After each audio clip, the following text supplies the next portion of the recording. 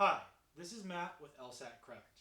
In the last couple of lessons, we've discussed quantifiers, their specific definitions, and how to diagram them. Why does it matter?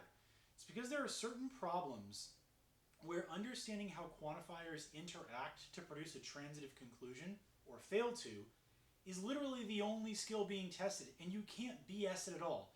Either you know these templates down cold, or you're going to waste valuable time struggling and then guessing on some LSAT questions. That's in addition to the fact that understanding quantifiers well will also help you on necessary assumption questions in a slightly more subtle way that we'll discuss later. So now, time for the game. I'm going to walk you through the only 5 combinations that you can ever see and give you very crisp, clear answers on when you can and cannot draw a transitive conclusion. Here's the game. 2 premises. You're going to notice that there is a common variable that is repeated across the 2 premises. So for example, if I say that some A's are B's and some B's are C's, B of course is the common variable. Let's start. 2 sum statements combined together never produce a valid conclusion. Completely useless.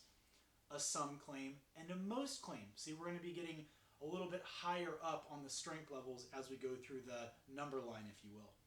A sum claim and a most claim. A sum B, B most C. Never a valid transitive conclusion. How about 2 most claims? Now is where it starts getting interesting. If I tell you most apples are bruised and most bruised objects are on clearance, can you make a transitive conclusion between A and C? The answer is no. There are 3 possible combos here for how the variables can line up.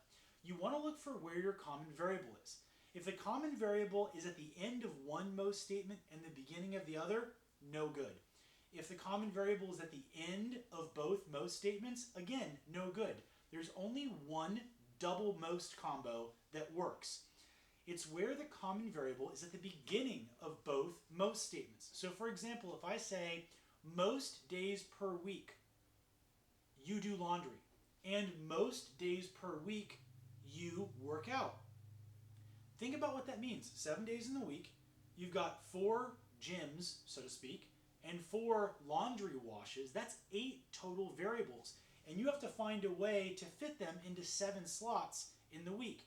That's why we can guarantee there's an overlap. At least one day you both go to the gym and do laundry. Now for the most important part of this lesson. What happens when you get an all claim and it's combined with a sum claim or a most claim? The sum combo, very simple. You simply ask one question. Is the common variable in the sufficient condition or the necessary condition of my arrow statement? If it's in the sufficient condition, you do get a conclusion. If it's in the necessary condition, you get no conclusion ever.